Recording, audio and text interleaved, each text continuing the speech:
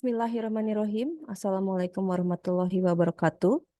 Selamat sore kepada seluruh peserta yang telah bergabung pada acara Ask Hogi. Apa saja kutanya Himpunan Onkologi Ginekologi Indonesia. Nama saya Kemala dan saya selaku MC pada sore hari ini akan membuka pada acara hari ini dengan mempersilahkan kepada perwakilan dari Ketua Hogi yang akan diwakili oleh Dr. Tovan Widya Utami, Spesialis Obstetri dan Ginekologi, Subspesialis Onkologi, selaku Sekjen Hogi untuk memberikan sambutan.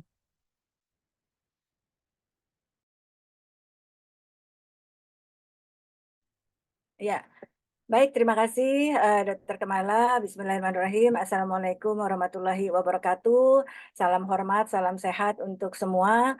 Saya menyapa dulu di sini ada kakak-kakak saya, Dr. Dery dari Medan, Dr. Gatot dari Bandung ya. Assalamualaikum warahmatullahi wabarakatuh, Dr. Dery, Dr. Gatot. Waalaikumsalam. Alhamdulillah sehat ya dok ya. Salam. Selamat Ya. sore. Ya, alhamdulillah. Jadi pada kesempatan sore hari ini, alhamdulillah di Rabu sore seperti biasa pukul 15.30 hingga 16.30 waktu Indonesia Barat, kita sama-sama ya sharing ilmu pengalaman ya dalam rangka untuk ya memajukan ya kesehatan reproduksi perempuan Indonesia khususnya dan global ya tentunya cita-cita besar ya. Jadi dalam hal ini saya dalam kapasitas tentunya mewakili Bapak Ketua kita, Dr. Brahmana, beliau menyampaikan salam hormat, salam sehat, salam semangat selalu untuk semuanya, Bapak dan Ibu-ibu di sini ya, para guru besar, senior sejawat ya. Mudah-mudahan kita senantiasa dalam kondisi yang optimal ya untuk melaksanakan segala kewajiban dan tanggung jawab kita setiap hari ya. Jadi alhamdulillah pada kesempatan sore hari ini kita akan mengangkat tajuk tentang operasi pada kanker serviks stadium dini ya, Dr. Dery, Dr. Gatot. Tentu ini nanti akan menjadi hal yang sangat menarik ya. Tadi sedikit ya Dr. Dery, ini bulan onko banget gitu ya. Mudah-mudahan kita nanti akan mengemasnya ya Dr. Gatot, nggak onko banget kok ya. Mudah-mudahan ya ada teman sejawat dari SPUG non onkologi dapat memetik sebanyak-banyaknya manfaat dan mempraktekannya ya dalam ini ya praktek sehari-hari. Saya tidak berpanjang lebar ya tentunya, cuma mungkin ada highlight yang akan nanti kita akan sampaikan beberapa terkait dengan kurikulum ya, kemudian modul fellowship nih jagonya Dr. Gatot nih nanti ya. Jadi bagaimana kita bisa nanti men-share bahwa saat ini Kementerian Kesehatan juga sudah sangat gembar-gembor ya bahwa masih kekurangan dokter umum 124.000 ya, kekurangan dokter spesialis 29.000 ya, sedangkan produksi kita satu tahunnya 2.700 dokter spesialis. Tentu ini menjadi PR kita bersama dan Hogi tentunya sebagai salah satu society atau organisasi profesi yang mencetak salah satu spesialis dan subspesialis tentunya begitu ya. Jadi insya Allah itu saja sambutan dari saya. Terima kasih banyak atas segala support dari teman sejawat semuanya, profesor, guru besar ya, senior sejawat atas terselenggaranya Hogi yang saat ini sudah 120 ya episodenya. Mudah-mudahan kita akan meluncing sebentar lagi untuk satu buku ya yang menjadi satu karya kita bersama begitu ya. Terima kasih sekali lagi, kami nantikan segala asupan yang konstruktif untuk acara yang kita nantikan ini. Demikian dari saya, mohon maaf atas hal-hal yang kurang berkenan. Wabillahi taufiq wal hidayah. Wassalamualaikum warahmatullahi wabarakatuh. Saya kembalikan kepada Dr. Kemala. Silakan Dr. Kemala. Waalaikumsalam warahmatullahi wabarakatuh. Terima kasih Dr. Tovan atas sambutannya. Untuk mempersingkat waktu, saya persilakan kepada moderator pada Ashogi seri ke-120, yaitu Dr. Dery Edianto, MKOG Spesialis Obstetri Ginekologi Subspesialis Onkologi, untuk memoderatori sesi ini. Pada Dr. Dery, kami persilakan. Terima kasih, Dr. Kemala. Bismillahirrahmanirrahim. Pergi merantau ke Yogyakarta. Cakep. Hendak menjadi sarjana hukum. Cakep. Sebagai awal pembuka kata, saya ucapkan Assalamualaikum. Waalaikumsalam warahmatullahi wabarakatuh. Karena ada Dr. Topan nih. Luar biasa Dr. Dery. Ya, terima kasih. Ya, selamat sore, guru besar semuanya, sejawat dan senior, sejawat senior sekalian. Seperti tadi sudah disinggung Dr. Tovan, memang topik kita hari ini, bulan ini memang agak bernuansa ke apa tadi? Kalau kami Medan istilahnya onko kali, tapi kalau Dr. Tovan bilangnya apa? Ongko banget ya. Kalau Medan ongko kali. Ya, tapi seperti yang bulan lalu, saya sudah sampaikan bahwa tata laksana kanker itu kan holistik. Jadi tidak bisa terfokus hanya untuk tata laksana kankernya saja, juga ada tata laksana yang dilakukan di lain selain dari kankernya. Mungkin untuk tata laksana kankernya itu diserahkan kepada sejawat Hogi. Kemudian yang berhubungan tata laksana non kanker mungkin bisa dilakukan oleh sejawat yang non onkologi, misalnya seperti ini.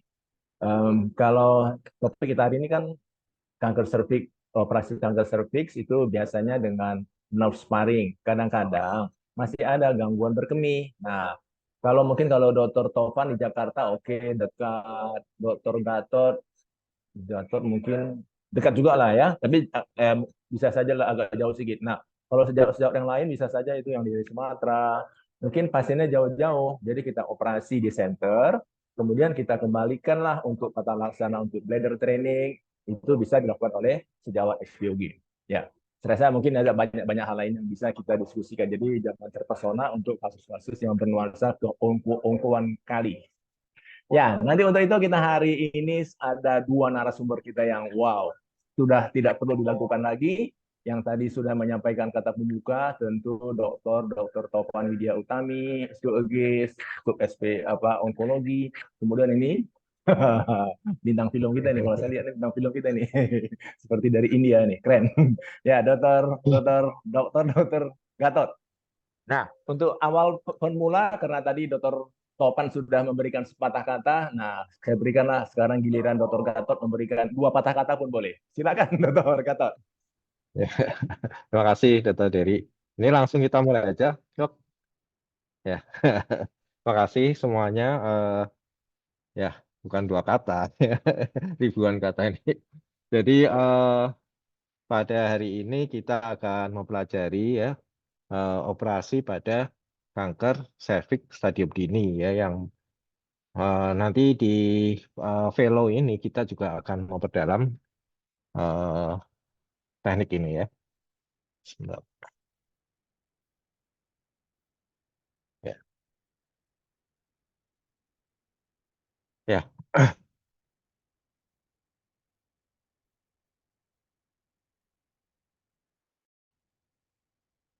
Bentar ya.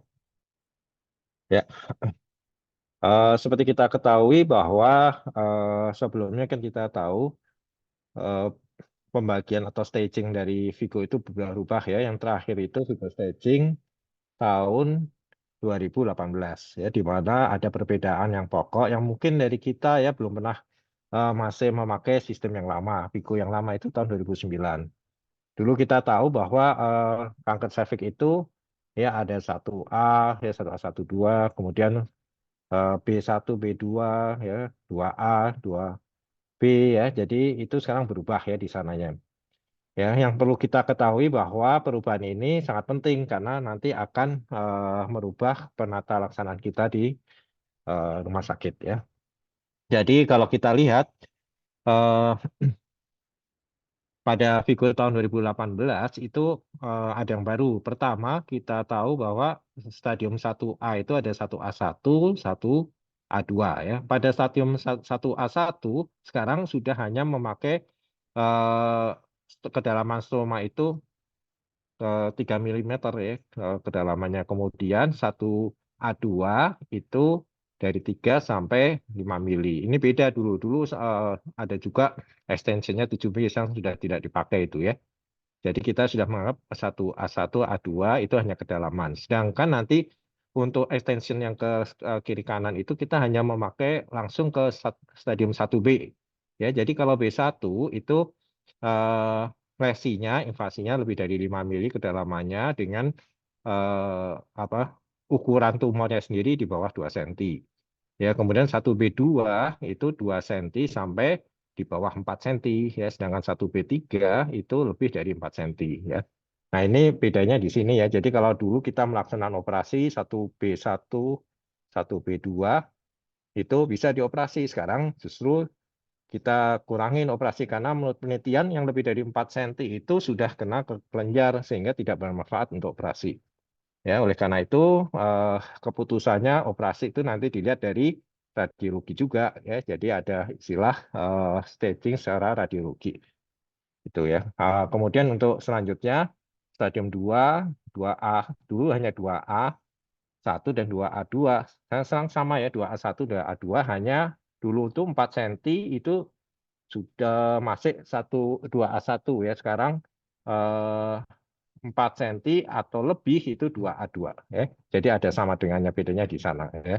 Jadi kalau kita ketemu pasien dengan 4 cm ya atau itu sudah 2A2 ya. Masuk yang tadi 1B ya, B2 itu juga lebih dari 4 cm ya. Itu udah B3 berarti. Ya, kemudian untuk 2B sampai 4B ya itu hampir mirip, hanya yang di stadium 3 itu ada tambahannya. Jadi di kelenjar sekarang dihitung ya, kalau kelenjarnya sudah kena itu udah 3C ya. Kalau dulu tidak ada ya, kita hanya 3A, 3B. Ya, jadi kalau dia di kelenjar pelvis itu 3C1, kemudian di kepala otak 3C2. Sedangkan untuk stadium 4-nya itu tidak berubah ya. Nah, apa yang disebut stadium dini ya pada kanker serviks ya, stadium dini itu jadi masih bisa dioperasi ya. Jadi ada istilah stadium dini yang bisa dioperasi itu sampai 1B2 ya dengan syarat MRI-nya tidak ditemukan pemeriksaan KGB ya itu ya. Kalau dia ada pada pemeriksaan KGB berarti langsung loncat ke 3C ya. Maka itu batasannya sampai B2 ya. Kemudian B3 itu operasi, 2A1 yang ukurannya 4 cm ke bawah itu juga masih bisa dioperasi dengan syarat MRI-nya atau CT scan abdomennya KGB-nya negatif ya. Sedangkan 2A2 ya itu langsung operasi. Ya, jadi untuk yang stadium dini itu ya, jadi kanker cervix stadium dini. Kemudian ada juga yang lokal advance. Lokal advance itu sebenarnya lokal advance itu semuanya ya sampai 4A, tapi dengan syarat KGB-nya negatif ya. 2B termasuk lokal advance ya, termasuk ya. Jadi itu, tapi kita nggak sampai ke sana ya. Kita bicara tentang operasi pada stadium dini. Nah, yang harus kita ketahui bahwa untuk mendiagnosa kanker serviks itu pemeriksaannya harus komplit ya, mulai dari histori, kemudian pemeriksaan fisik ya, pemeriksaan darah ya, kemudian USG, pemeriksaan darah itu harus komplit juga ya, fungsi ginjal, fungsi hati ya, kemudian kelenjarnya ginjalnya juga negatif ya, tidak ada hidronefrosis ya, karena kalau hidronefrosis berarti dia naik ya, stadiumnya jadi stadium 3. Ya, kemudian kalau ada kelainan pada kencing atau BAB, kita harus lakukan pemeriksaan sistoskopi ya, atau kolonoskopi ya, itu. Nah, dan juga harus dipikirkan apakah dia akan mempertahankan fertilitasnya ya, karena kalau belum punya anak ya, itu kita harus melihat itu juga. Nah, ini yang kita lakukan ya, ini kita ambil dari tadi yang awal itu Vigo ya, staging Vigo 2018. Kemudian untuk clinical staging ini kita ambil dari NCCN yang terbaru 2024. Dan perlu kita ketahui bahwa semua kanker ya yang dengan stadium deteksi dini kita harus hati-hati ya, jenisnya kita perhatikan ya, jenis tipe PA-nya. Kalau dia tipe PA-nya yang high tipe resiko tinggi ya, seperti PA endokrin, neuroendokrin, kemudian clear cell ya, itu kita tidak memikirkan tindakan ringan, operasinya harus masif ya, jadi tidak bisa dilakukan operasi hanya konisasi atau tracheotomy. Oleh karena itu yang kita bahas di sini adalah squamous cell cancer ya, atau adenoma karsinoma ya, atau adenosquamous carcinoma ya. Bila dia stadium 1A1 kemudian dia masih memerlukan fertilitas ya, kita bisa melakukan tindakan ya secara primer ya. Apa nanti dijelaskan di sini ya tindakannya. Kemudian apabila kita tidak memerlukan fertilitas sparing ya, tindakannya tinggal diangkat aja rahimnya. Ya, kemudian untuk stadium 1A2 juga demikian ya. Nanti akan dijelaskan secara terperinci. 1B1, B2 ya. Kalau B2 memang itu tidak dilakukan oleh SPG umum ya. Jadi karena tindakannya radikal ya. Demikian juga untuk 2A1 itu masih bisa ya kita melakukan operasi ya dengan radikasektomi ya. Kemudian 1B3 sama 2A2. Nah, ini kita melakukannya dengan primary treatment-nya dengan radiasi ya. Ya, jadi itu kemudian kita yang ke bawahnya tidak perlu ya. Nah, ini ada small cell, neuroendocrine ya. Itu kita langsung tindakannya radiasi ya. Nah, apa yang disebut early stage disease ya. Jadi eh, bila kita melakukan evaluasi secara klinik dan staging ya, tindakannya hanya dilakukan tindakan primer ya. Jadi operasinya itu tergantung stadium ya. Kalau stadiumnya dia di bawah 1B1 itu kita bisa melakukan operasi dengan konisasi atau tracherektomi ya. Tapi harus dipikirkan juga masalah KGB ya. Jadi nanti kita lihat juga ya bagaimana LVSI-nya ya, kemudian KGB-nya apakah positif negatif ya. Jadi untuk melihat KGB itu bisa dilakukan CT scan atau dengan MRI ya. Dan fertility sparing ini ya bisa juga dilakukan pada 1B1 ya atau sebagian kasus dengan 1B2 ya. Ini kita ambil dari NCCN ya. Untuk yang neuroendocrine itu tidak perlu kita ya, jadi tidak dianjurkan ya untuk dilakukan fertility sparing. Ya. Nah, untuk stadium 1A1 bagaimana tindakannya? Itu dengan FSI negatif kita bisa melakukan konisasi ya. Jadi konisasi bisa dengan konisasi peso atau dengan Cauter ya. Dan dilihat hasilnya nanti. Kalau misalnya hasilnya negatif ya, masanya negatif, kita hanya melakukan observasi aja. Jadi yang perlu diperhatikan di sini ya, minimal kita harus lebih dari 1 mili ya pengambilannya. Ya. Jadi sekitar 2 mili ya. Kemudian untuk 1A2, 1B1 ya, dengan tindakannya ini bisa juga kita melakukan tindakan konbiopsi atau konisasi dengan syaratnya FSI-nya negatif, kemudian batas marginnya harus negatif ya. Kemudian jenis selnya squamous cell ya. Squamous cell itu dengan any grade, jadi bisa yang high grade juga boleh ya. Ya, kemudian untuk yang adenokarsinoma itu yang grade 1 atau grade 2 saja ya. Dan kalau grade 3 yang high risk tidak boleh ya. Kemudian ukuran tumornya harus di bawah 2 cm, kedalaman invasinya di stromanya itu kurang dari 1 cm ya. Ya, kemudian tidak ada metastasi di kelenjar ya kalau kita melakukan MRI. Ya, tindakannya jadi bisa dengan konbiopsi ya, konisasi ya, atau dengan ditambah pelvic lymphadenectomy ya. Itu bisa dengan melakukan operasi lymphadenectomy atau dengan steroid node ya. Jadi untuk yang maksud saya kalau dia hanya sebagai umum ya mungkin dengan konbiopsi aja. Tapi syarat ini harus diperhatikan ya tadi FSI negatif ya, batasnya bagus ya gitu. Nah kemudian untuk stadium 1A1, 1A2 dengan FSI positif kita melakukan operasinya ya dengan radikal tracherektomi ya. Jadi ini memang yang atas ini ya, teknik atas ini tidak mungkin dilakukan SPG umum ya, jadi harus dilakukan oleh konsultan. Tapi bila dia melakukan konbiopsi ya, ini boleh dilakukan asal negatif semua ya batas-batasnya, dan harus ditambah juga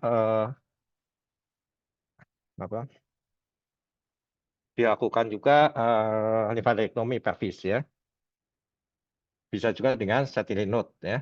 Sedangkan untuk 1B1 tindakannya harus radikal ya, bisa radikal tracherektomi ya dengan ditambah lymphadenectomy pelvis ya. Ya, ini kalau kita lihat kalau dia tidak membutuhkan fertility sparing ya itu bisa dengan tadi 1A1 ini sama ya hampir mirip ya, bisa dengan konisasi ya, atau diangkat rahimnya ya dengan HTSOB ya. HT ya. Ya.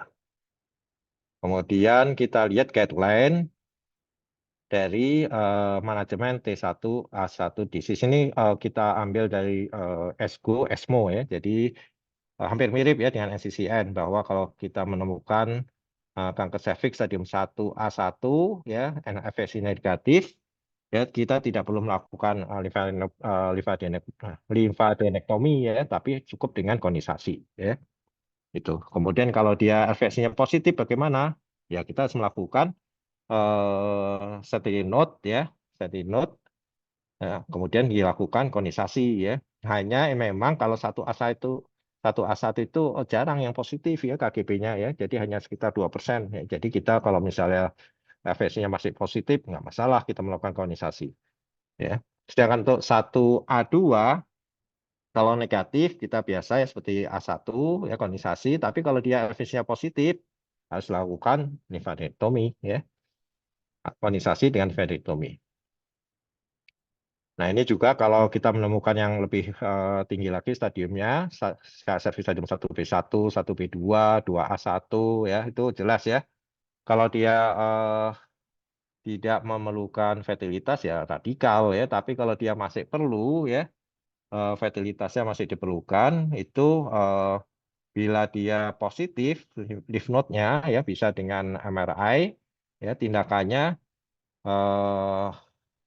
dilakukan definitif kemoterapi plus radiasi ya, itu tindakannya ya. Hanya ini kita hati-hati ya, kalau misalnya terkena radiasi kita harus ini dulu ya, melakukan apa namanya, pemindahan dari ovareksis ya. Jadi kita lakukan ovariumnya, kita selamatkan ya, transposisi ovarium ya. Tapi bila kita negatif, kita lymph node-nya negatif, kita bisa melakukan operasi ya, dan melakukan sentinel limfadenektomi ya. Nah, ini teknik-teknik ya, mungkin nanti dijelaskan oleh Dr. Tovan ya, dan juga ada tambah-tambahan ya tentang teori-teori yang terbaru ya, bahwa konisasi ini kita hanya melakukan di sini ya, segitiga itu yang kerucut ya, asal batasnya lebih dari 1 mili ya. Kemudian kalau kita melakukan simple tracheotomy ya tinggal dipotong aja ya dengan batas kedalaman serviks kita tahu antara 2,5 sampai 3 cm ya. Jadi endoservix itu segitu, kemudian kita potongnya sekitar 2 cm ya, tersisa sekitar 1 cm ya endoservix ya. Ya, karena kalau kita mengambil semuanya itu nanti percuma aja ya, bisa keguguran ya itunya kalau hamil. Jadi harus kita sisakan di sana.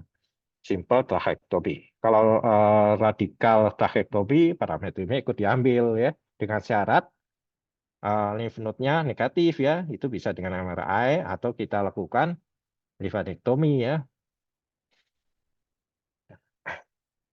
Nah, kalau misalnya berarti kan tracheotomy per vaginam, ada juga yang namanya abdominal tracheotomy ya, itu juga hampir mirip ya, dan lebih bagus ya terapinya abdominal tracheotomy. Jadi yang ditinggal sekitar 1 cm cervixnya, kemudian kita jahit ya, kita sambung vaginanya sehingga masih bisa hamil di sini. Ya, saya kira itu masukan dari kita ya, dari saya. Terima kasih. Saya kembalikan dulu ke Dr. Dery. Ya, terima kasih Dr. Gatot. Ya, mungkin dengan adanya diagram-diagram gambar itu menjadi lebih mudah bisa membayangkan apa itu sampai kemana penyebarannya ya. Oke, mungkin Dr. Tovan, silakan.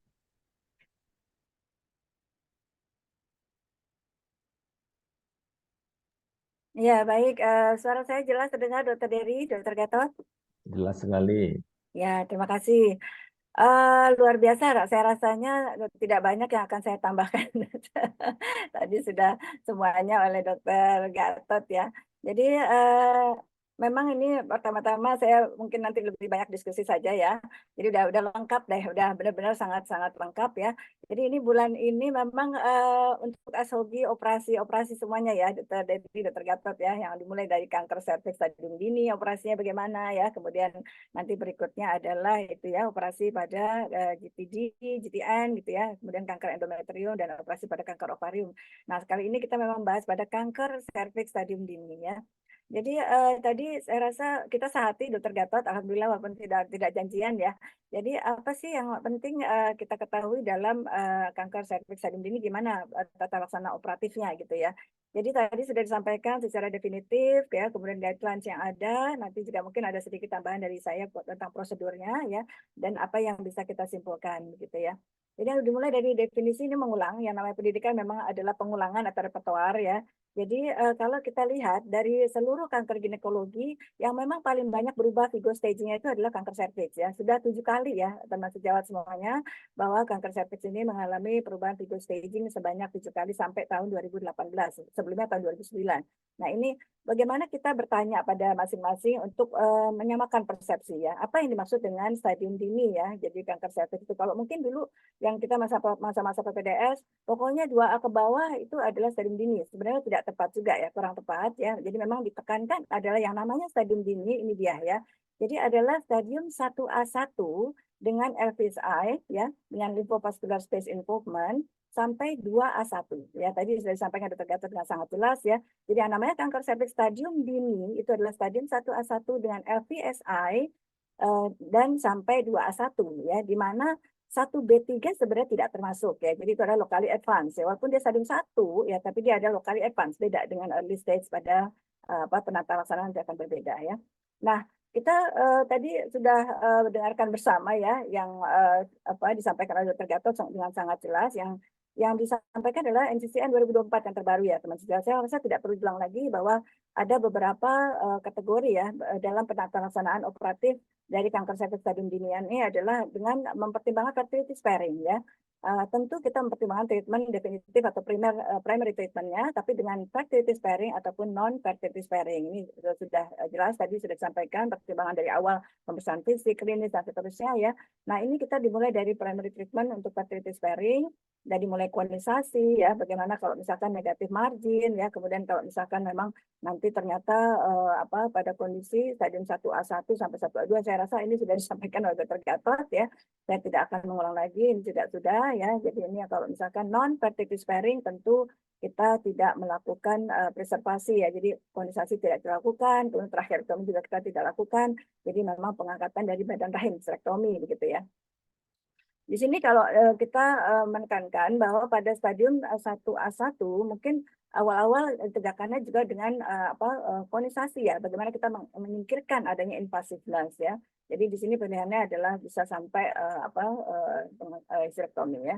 Dan ini kalau misalkan non-fertility sparing pada stadium 1B1, yaitu kalau misalkan tidak memenuhi kriteria konservatif, kita melakukan yang namanya hysterektomi radikal ya, dengan tentunya pelvic lymph node dissection ya, dengan atau tanpa para-aortic. Nah ini nanti kita akan bahas ya, ini agak sedikit kontroversial ya. Kapan sih kita melakukan para-aortic lymphadenectomy ya? Kalau kita melihat dari pseudo staging yang baru bahwa 3C1, 3C2, maka sebenarnya untuk melakukan surgical staging yang komplit pada cervical cancer sebenarnya harus sampai para-aorta gitu ya. Tapi kalau seandainya memang kita menemukan tidak ada pelvic lymph node metastasis, rasanya sih memang kita tidak perlu melakukan untuk sampai para-aortic lymph node dissection. Ini juga sama, tadi saya tidak akan bahas ya, ini adalah ESMO dan ISP tahun 2023 ya.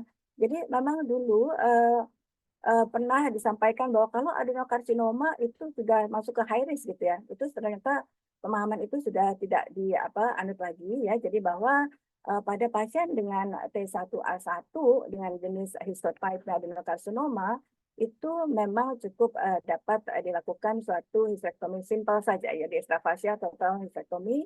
Jadi artinya tidak perlu misalkan kita melakukan radikal gitu 1A1 ya. Nah ini juga ini adalah domain dari teman sejawat semua ya. Bagaimana kita memahami, yang penting adalah nanti komunikasi dengan TA ya. FPSI positif atau negatif gitu ya. Karena memang FPSI ini adalah suatu faktor prediktor yang kuat ya, memberikan prognostik yang lebih buruk ya. Ini sudah dibahas oleh Dr. Gatot, saya tidak perlu diulang ya. Ini juga sama ya, bahwa memang dengan perkembangan Vigo staging yang baru ya, MRI atau advanced imaging itu adalah sangat dibutuhkan ya, walaupun pada kondisi yang misalkan low resource ya. Kita bayangkan di RSM ini suka ngantrinya sampai 2-3 bulan MRI. Tapi memang itu penting ya, karena kita harus menilai secara strategik ya bagaimana kita melakukan tata laksana operatif pada pasien ya. Misalkan pada lokalnya ternyata misalkan masih 1B1 gitu ya, tapi ternyata sudah curigaan untuk perfect lymph node, misalkan 3C1R, apakah kita langsung kemoradiasi kah atau CCRT kah atau radiation only, atau kita melakukan operatif, misalkan kita melakukan CC pada lymph node dulu, kemudian kalau positif kita abandon ya, jadi kita mengabaikan terjadi pada kondisi yang sudah memang advance ya. Jadi memang prinsip dari kanker serviks penanganannya adalah memang tidak multimodality treatment, itu sudah jelas ya. Jadi bahwa dikatakan bahwa di atas 1B2 ya teman sejawat sekalian itu dikatakan 70% lebih ya memerlukan adjuvan. Artinya dia sudah hysterectomy radikal, sudah operatif ya, kemudian ditambah dengan adjuvan, artinya multimodality treatment. Tapi memang itu kemarin oleh sedikit dari SGO yang terbaru Barcelona ya, bahwa multimodality treatment ini memang tidak menjadi artinya hal yang ditakutkan sekali saat ini karena kemajuan radiasi yang sangat baik, sehingga komplikasi akibat radiasi pun sangat bisa diminimalisir ya. Sehingga memang kita harus melihat ya di mana setting kita bekerja ya. Kalau kita melihat tetangga kita yang cukup mirip-mirip lah India gitu ya, mereka memang banyak sekali komplikasi akibat radiasi ya. Jadi memang ini penting, kalau bisa kita radikalitas tercapai, tidak perlu adjuvan ya. Nah, ini sedikit tambahan ya, bahwa kita memang sudah menyusun PNPK HOGI 2023 merupakan revisi dari tahun 2018 Mas Jawa, tapi ya karena ada policy atau regulasi dari Kementerian Kesehatan yang baru, maka PNPK ini tidak bisa kita sahkan secara profesi organisasi gitu, society. Jadi memang harus ada ACC dari Kementerian Kesehatan. Jadi memang kita menyusun protokol dulu ya, protokol dari HOGI tentang kanker serviks ya. Ini mengadop SGO, ESMO, dan ISP ya. Ini tadi sudah disampaikan, jadi stadium 1A, 1A, 1A1, 1A2 terbagi FSI negatif dan FSI positif ya, bisa dilakukan dari konisasi ya. Memang biopsi sentinel lymph node saat ini memang belum tersebar di Indonesia. Kita mengajukan kepada Kementerian Kesehatan kalau bisa kita mendapatkan fasilitas ini ya, karena ini sangat-sangat bisa menghemat, sangat bisa efisien dari segi operator atau surgeon dan juga pasien begitu ya. Nah, ini juga sama 1B1, 1B2 dan 2A1, dan juga ini budget sparing ya. Sedikit saja bahwa PNPK kita dari 66 halaman 2018-2023 ini sekitar 104 halaman ya. Ini adalah di halaman 43, 46 dan 63 ya, gambar 78 dan gambar 12 ya. Jadi nanti mungkin bisa kita share kepada teman-teman dari HOGI. Nah, ini sedikit tentang kurikulum ya. Tadi mungkin menggugah teman sejawat di sini yang SPG non-onkologi, mudah-mudahan berminat bahwa kanker serviks saat ini memang menjadi satu target kita untuk eliminasi ya, terutama triple intervention WHO di tahun 2030 ya. Jadi bahwa kita sudah menyusun, kami sudah menyusun tentang kurikulum ini ya. Ini 22 halaman ya, kurikulum penanganan dini kanker serviks ya, dan juga modulnya sudah disusun ya. Dr. Gatot, terima kasih. Dr. Fitriadi juga sebagai ketua bidang pendidikan ya, atas arahan Dr. Brahmana, Prof. Andriono, Dr. Gatot Purwoto sebelumnya juga, memang ini adalah cita-cita kita bersama ya. Nah, ini apa yang ada di sini, modulnya ada 5 ya. Nanti mungkin bisa ditanyakan ya, bagaimana kita melakukan teknik ya, tadi misalkan tracheotomy simple ya. Tapi kalau tracheotomy radikal tentu bukan domain dari teman sejawat sekalian ya. Jadi mulai dari modul 1 adalah penilaian klinis lesi prakanker dan kanker serviks stadium dini, kemudian penegakan diagnosisnya bagaimana, kemudian tata laksana konservatif maupun non konservatif ya, artinya tadi pembedahan yang memang preserving fertility dan tanpa preserving fertility, dan bagaimana konseling, ini penting ya, bagaimana kita menyampaikan dengan secara tepat ya. Nah, ini beberapa gambaran ya isi fellowship modul ini. Mudah-mudahan teman sejawat bisa tertarik ya. Untuk laporan saat ini kita menerima 3 ya calon fellowship ya, Dr. Gatot, Dr. Dery. Jadi mulai dari ini kita memahami anatomi ya, kemudian prinsip penanganan pada lesi prekancer ya, konisasi ya, krioterapi ya, coagulation, TCA, leaflets ya, sampai konisasi. Nanti kita bahas ya satu persatu. Nah, ini kalau yang non konservatif ya, artinya non preserving fertility ya. Jadi mulai tadi sudah disampaikan tentang tracheotomy simple ya, sampai seperti apa. Kalau untuk hysterectomy total, saya rasa teman sejawat sudah sangat terbiasa ya. Mudah-mudahan juga nanti kita bisa ada kasus tracheotomy, karena kenapa kita jarang sekali melakukan dan hampir nggak pernah melakukan tracheotomy radikal, karena kita biasanya pasien CA-cervix kita walaupun stadium awal juga sudah anaknya 4 misalkan gitu.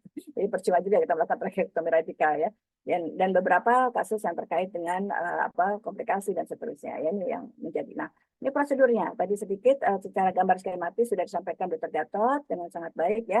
Nah ini contoh gambaran ini operasinya ya. Misalkan cold knife conization. Cold knife conization maksudnya apa ya? Dengan pisau bedah ya, teman sejawat. Jadi ini biasanya dikerjakan di OK tentunya, bukan di ambulatori atau outpatient klinik ya, bukan ya. Jadi ini dengan narkose bisa ya. Jadi biasanya kita menegakkan dulu ya konisasi. Kalau misalkan memang dia 1A1 tanpa LVSE bisa ditawarkan konisasi ya, atau misalkan kita konisasi dan atas indikasi misalkan koordinika ya, kolposcopy tidak memuaskan, unsatisfactory kolposcopy, kemudian diskrepansi antara sitologi dan histologi di mana sitologi lebih tinggi ya, kemudian ada mikroalintasi ataupun adenokarsinoma in situ ya, jadi biasanya konisasi. Nah ini biasanya kita lakukan cold knife ya, yang terbaik sebenarnya kita melakukan marker ya di jam 12 untuk menjadi guidance kepada teman sejawat PA ya. Kemudian kita lakukan koordinasi sebaiknya memang agak jauh. Ini ada contoh, ini saya lakukan waktu itu memang pasien CLTP 1A1 ya dengan usia geriatris sekali. Jadi memang alhamdulillah pasiennya udah mungkin 7 tahun ya, saat ini masih hidup ya. Alhamdulillah ya. Jadi ini terakhir kita lakukan ujung-ujungnya memang ini ya hasilnya adalah cone ya, kerucut gitu ya, konisasi dengan apapun device-nya, mau pisau bedah atau nanti kita lihat yang berikutnya adalah ini contohnya adalah sekarang dikembangkan dengan alat ini mudah sekali dan cepat ya, jadi ini nggak sampai 5 menit ya, jadi seperti bendera begitu ya, kita lakukan konisasi mudah sekali dibandingkan cold knife. Rasanya ini lebih tidak berdarah ya, karena cold knife seringkali apalagi kalau kita terlalu jauh ke jam 3 jam 9 itu cukup berdarah ya. Nah ini mudah saja, kurang dari 5 menit selesai. Ini juga hasilnya adalah cone ya, dengan alat yang sudah sangat baik. Dan biasanya saya juga kerjakan ini di OK ya, tidak di poli gitu ya, karena resikonya lumayan, pasien harus relax dan seterusnya ya. Nah ini kalau misalkan kita memang punya fasilitas untuk laser ya, ini saya adopt dari video di YouTube ya, karena kita nggak pernah punya laser di sini. Saya waktu di Belanda, alhamdulillah hampir setiap hari laser gitu ya. Jadi ini biasanya pada lesi prekancer ya, kalau misalkan memang kita mau melakukan konisasi kita identifikasi dulu ya. Nah ini biasanya ada tambahannya juga ya, kita lakukan infiltrasi lokal ya. Nah ini lasernya berjalan seperti itu, nanti bertahap gitu ya. Seperti ini banyak Mas Yod bisa lihatlah foto-foto ataupun gambaran skematis maupun video ya terkait dengan laser conization ini ya. Apapun pokoknya device-nya apapun, hasilnya cone adalah konisasi ya. Kemudian kalau radical tracheostomy rasanya bukan domain teman sejawat ya, tapi intinya pada tadi ya, pada preserving fertility pasiennya masih bisa kita upayakan untuk punya anak ya, tapi ini tekniknya agak sulit. Saya pun belum pernah ya secara pasien pribadi melakukan tracheostomy radikal karena seringkali pasien sudah punya anak banyak ya, CLC-nya, jadi kita tidak preserving fertility lagi. Ya. Intinya ini operasi yang dapat kita lakukan pada kanker cervix stadium dini di mana memang tadi ya kurang dari 2 cm ya. Kalau 4 cm lebih itu adalah misalkan 1B3 atau 2A2 ya. Jadi kalau 4 cm masih 2A1 ya. Ini contoh per laparoskopi bisa kita kerjakan, tadi batasannya sudah disampaikan. Saya rasa saya cepat saja. Sektomi total nggak banyak ya, ini gampang sekali. Yang penting adalah untuk menegakkan indikasi ya teman sejawat ya. Jadi ini contoh video open ya, tapi kita menggunakan kayak harmonik segala macam ya, itu bisa. Ya, jadi artinya tidak harus misalkan harmonik dikerjakan pada misalkan minimal invasif ya, kita bisa open dengan harmonik juga ya. Ini sektomi rasanya sudah biasa ya, teman sejawat sekalian. Nah ini yang terakhir adalah kesimpulan, karena waktunya udah mau habis nih Dr. Dery, mendingan kita diskusi ya. Nah secara kesimpulan ya, alhamdulillah kanker serviks stadium dini sekali lagi adalah stadium 1A1 dengan LVSI sampai dengan stadium 2A1 ya. 1B3 itu sudah bukan ya early stage. 2A2 juga bukan ya, termasuk ada locally advanced karena diameternya ada lebih dari 4 cm tumor size-nya ya. Kemudian yang kedua adalah pengobatan utama kanker cervix stadium awal adalah pembedahan ya, tentu tadi preserving atau non preserving fertility ya. Biasanya yang dilakukan untuk awal adalah yang ini, kalau misalkan masih diperlukan fertility preservation ya, jadi dengan segala macam pilihan ya, jadi misalkan dengan tadi ya konisasi, tracheostomy simple atau misalkan mastektomi simple gitu ya, itu bisa dipilih ya. Dan biasanya kita memilih untuk LLC lebih kecil ya, misalkan stadium 1A, 1A, 1B1, 1B2 dan sampai 2A1 ya. Sedangkan 1B3 itu sudah locally advanced ya.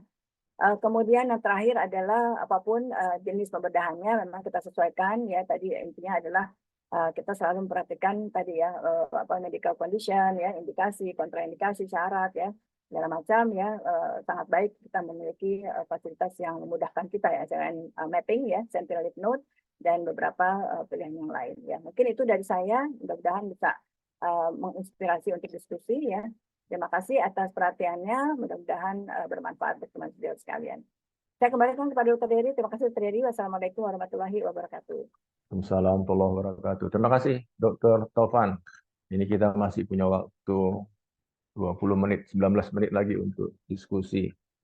Saya harapkan sejawat sekalian ya bisalah bertanya langsung kepada dua narasumber kita ini, satu center UI, satu center Bandung.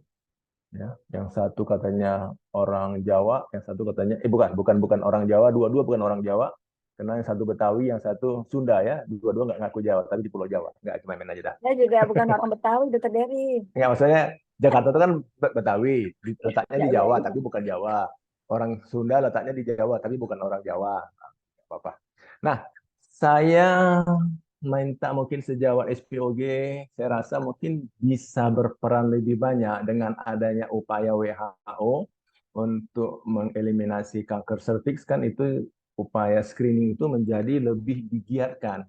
Nah, kalau upaya screening itu digiatkan, rasa-rasanya sangat berpotensi kanker serviks itu dideteksi, dikenali, ya syukur-syukur di lesi prakanker, atau bisa saja di stadium dini. Kan kalau sekarang kan kita sering tuh yang merujuk itu bukan dari vaskes primer, yang merujuk itu sejawat nefrologi karena nggak bisa buat berkemih, ya sangat tidak nyaman. Nah, mungkin dengan adanya upaya seperti itu, nggak berapa lama lagi kita akan banyak mendapati kasus-kasus dini. Ya, mungkin sejawat SPOG bisa berperan, kita mengharapkan untuk berperan lebih banyak untuk tata laksana kanker serviks, ya, apakah stadium dini atau prakanker. Nampaknya, ya ini ada satu. Bismillah. Saya untuk persiapan informasi. Nah, ini ya. Ini karena ada satu bertanya yang menjawabnya bisa keroyokan nih dari Dok Sejawat Christian. Ya, untuk persiapan kondisasi apakah selalu harus dengan jahitan jam 39? Iya, bagus sekali. Ya, silakan siapa dahulu ini. Bergantian lah ya. Saya rasa dua-dua menjawab dah. Ya, Dr. Gatot? Iya, silakan Ya, Dr. Gatot. ya, jadi kan kalau kita teknik kondisasi itu banyak ya sebenarnya. Ada kondisasi dengan pisau ya, cold condensation, kemudian ada juga dengan outer ya. Nah, kalau kita melakukan kondensasi yang cepat itu kita cukup dengan counter ya, ada bentuknya segitiga ya, itunya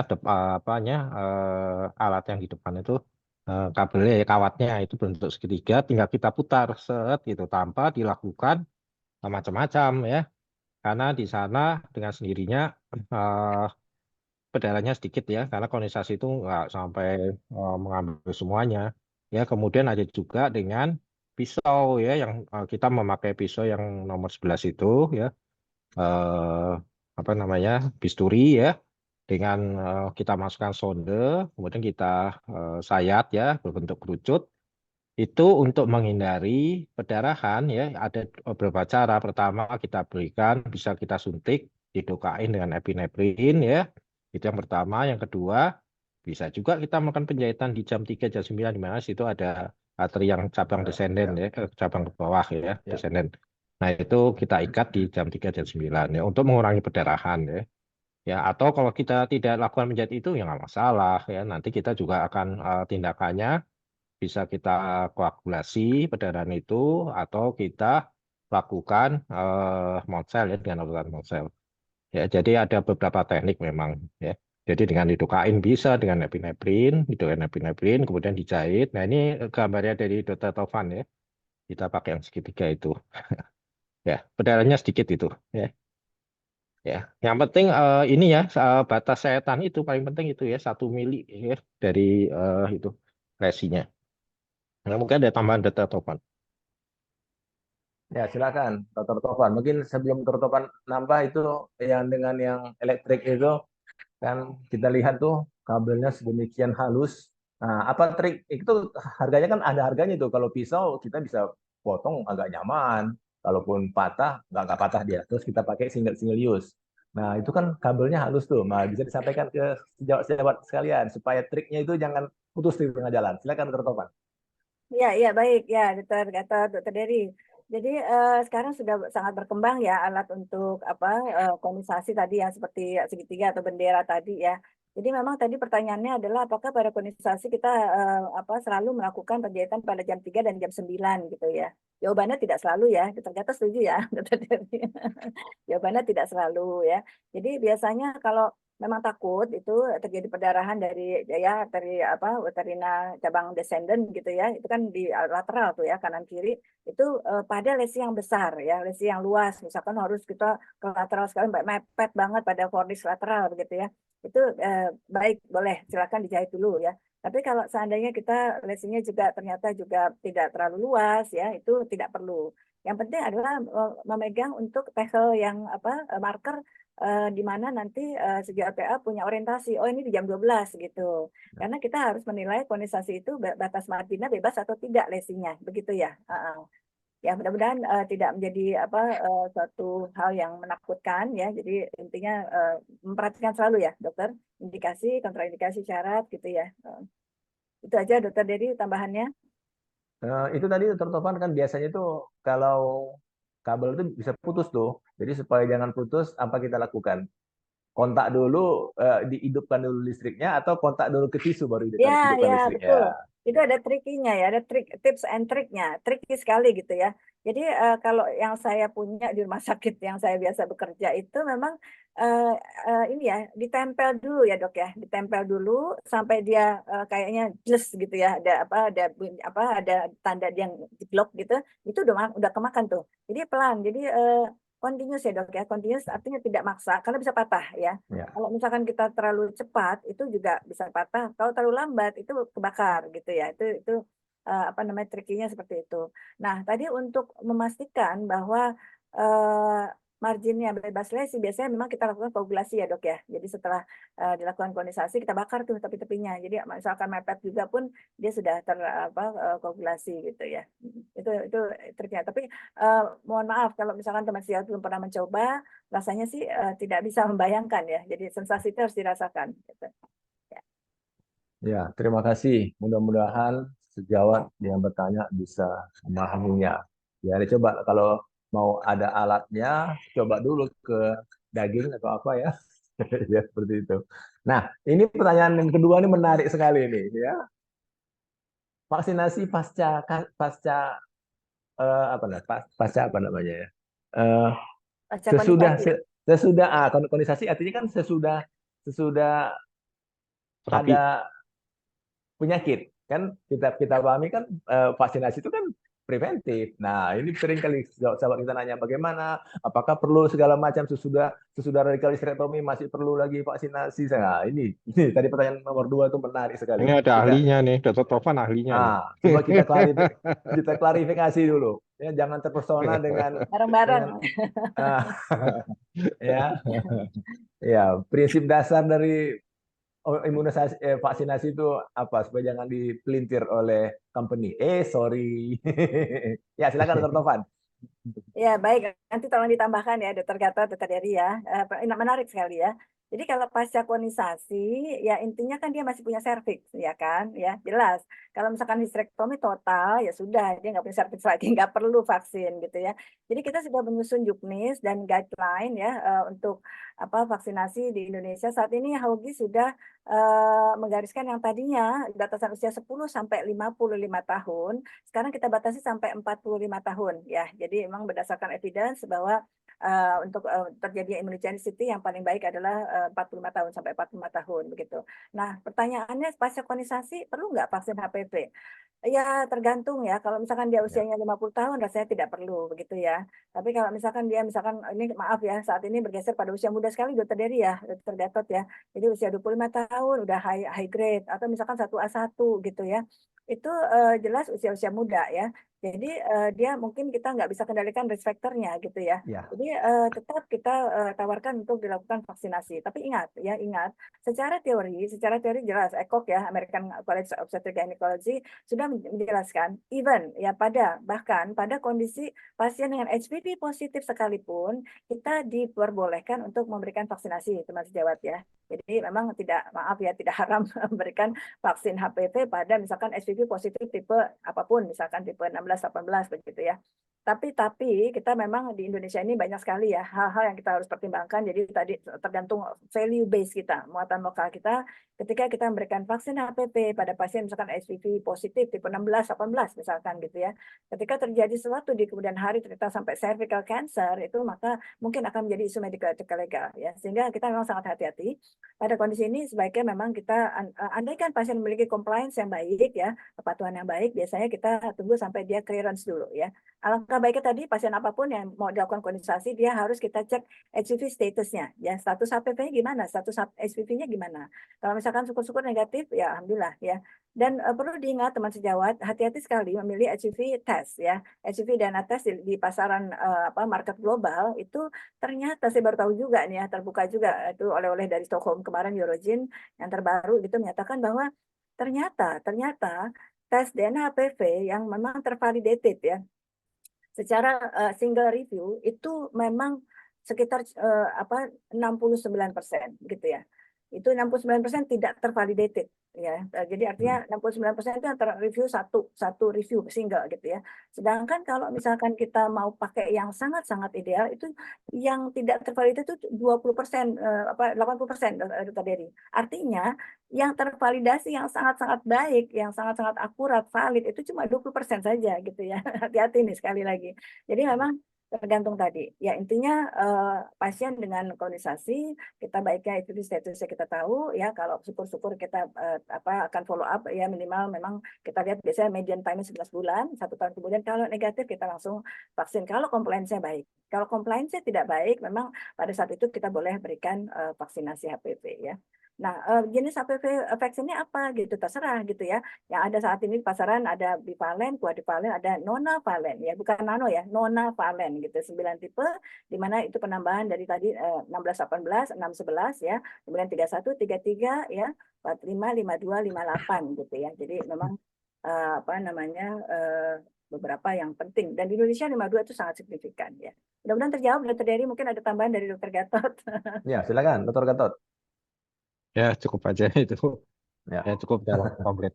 Ya, sangat menarik. Jadi kalau saya ingin menekankan sekali, vaksinasi itu adalah upaya pencegahan. Makanya program vaksinasi kita itu kan diberikan pada yang naif seksual. Kita berikan ini bias anak-anak SD itu kan yang pasti yakin dia tidak terpapar HPV. Nah, untuk yang sudah seperti ini, ya tadi Dr. Topan sudah mengatakan faktor risikonya nggak bisa kita hilangkan. Ya, jadi kita berikan vaksin. Ya, kalau ada kena serangan yang akan datang, janganlah kondensasi lagi. Mungkin udah habis servisnya seperti itu. Ya, ini sangat-sangat menarik pertanyaan dari sejawat kita ya.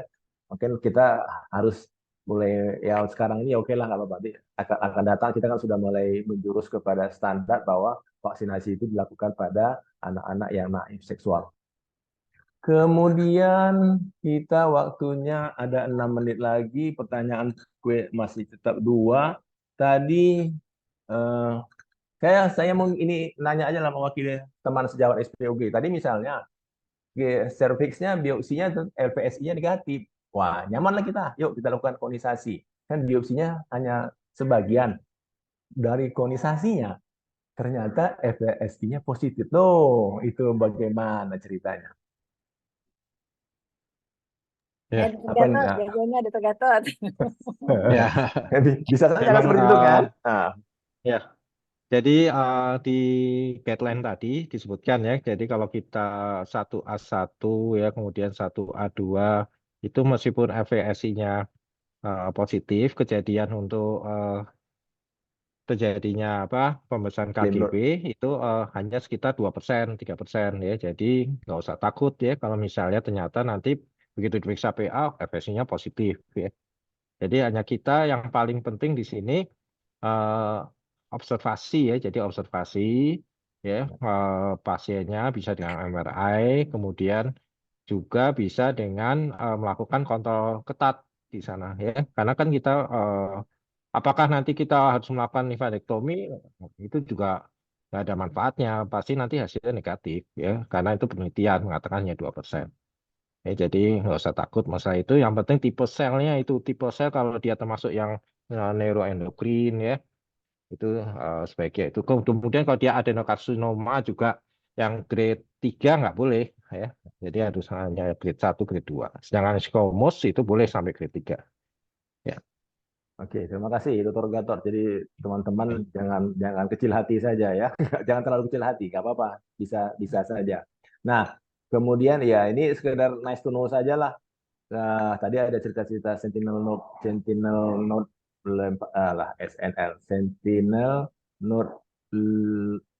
prosedur lah ya, cara Biopsi, ya. melak. Nah, itu bisa kita share kepada kawan-kawan apa yang kita pakai, bagaimana cara menilainya. Ya. Oke, tadi yang tadi belum ada tambahan ya dari Tovan langsung. Jadi ini yang setinut ya, setinut itu sebenarnya syarat apa kita supaya tidak melakukan nifadektomi secara total ya, yang akan mengakibatkan morbiditas pasiennya meningkat ya, misalnya terjadi perdarahan, infeksi ya, kemudian macam-macam lah komplikasinya di sana. Ya terpotong itunya ureter ya. Nah, untuk itu kita bisa dengan melakukan setinut, tapi ada syaratnya ya. Syarat yang kita pakai ya untuk kanker serviks itu sentinutnya apa masanya kurang dari 2 cm ya. 2 cm kita bisa melakukan sentinut. Jadi waktu kita berikan ya bisa dengan itu yang sangat berkembang itu dengan Blue Dye ya. Atau kalau sentinut dengan radiasi radio nuklir itu dengan teknisium ya. Itu kita masukkan di sana saatnya di jam bisa diberikan di jam 3, 4 sama 21, 6 ya. Kemudian kita masukkan di sana. Kalau dia pakai teknisium nanti pakai probe ya didengar itu ya. Kalau pakai Blue Dye itu kita lihat ya. Atau cyanin green ya apa? SCG ya. Itu cyanin green. Isocyanin green. Ya, SCG. Ya, itu kita lihat warnanya ya. Kita ambil itu yang berwarna atau yang berbunyi ya dengan probe ya. Kemudian nggak usah semuanya, nanti diperiksa di sana kalau dia positif kita PA ya. Positif berarti sudah kena di sana ya. Berarti harus dilakukan tindakan kemoradiasi. Ya. Nah, mungkin ada tambahan Dr. Tovan? Ya, sudah lengkap, Dr. Gatot rasanya. Ya. Cuma memang prinsipnya tadi ya, itu kan sebenarnya tadi untuk setuju sekali untuk menurunkan potensial morbiditas pada pasien dan juga ini ya pada surgeon ya apa namanya burnout ya. Jadi awalnya memang dikembangkan untuk vulva tadinya ya Dr. Gatot ya, bahwa banyak sekali yang butterfly itu kita operasi sampai kayaknya bangga banget butterfly ternyata terjadi perlu. wound healingnya breaking segala macam Ya. gitu ya. Jadi itu mengefisienkan, tapi tetap goalnya adalah tercapai radikalitas tadi ya. Jadi intinya sih dari segi surgeon maupun dari segi pasiennya. Cuma memang belum luas ya, Dr. Gatot di Bandung sudah ada ya, Dr. Gatot ya. Ya di Bandung ada. Di Bandung sudah ada ya. Di RSCM aja belum. Di Medan sudah ada, Dr. Dery ya. Ya pasti tidak ada lah. Iya, ini di anak jaringan nih RSCM ya. Aduh, mudah-mudahan ini ya disaksikan oleh para pemangku kebijakan gitu ya. Darmais ada Sentinel itu juga masih ya katanya sih belum terlalu lama juga ya. Tapi ya. Padahal harga ISO Super Blue itu murah sekali. Tapi nggak apa-apa untuk sentuh sejawat SPOG asal pernah tahu saja terminologi SNL itu mungkin ya kami lah ya onkologi lah saat kita begitu kita buka nanti ternyata kalau dia positif kita harus lakukan nifadektomi. Oke, Ya. saya kira waktu saya udah tinggal dikit nanti Dokter Kemala udah melirik-lirik saya ini. Jadi kita bisa akhiri sebelum saya serahkan ke Dokter Kemala karena ada Dokter Tovan, ada satu lagi lah Dokter Tovan ini. Jadi kalau ada jarum yang patah, Cakep. kemudian siapa pula yang matahkan aja? Kalau ada kata yang Ini salah. spontanitas, Dr. Gary. Hebat, luar biasa, Dr. Dery emang. Dari Sumatera, spontan aja nih, hebat juga. Kalau ada jarum yang patah, siapa pula lah yang matahkan? Kalau adalah kata-kata saya yang salah, mohonlah dapat dimaafkan. Terima kasih atas perhatian kita semua. Saya Dr. Gatot, Dr. Tovan. Terima kasih. Saya kembalikan ke Dr. Kemala. Saya Heri dan Assalamualaikum warahmatullahi wabarakatuh pada senior, Waalaikumsalam. guru besar senior sekalian. Waalaikumsalam warahmatullahi wabarakatuh.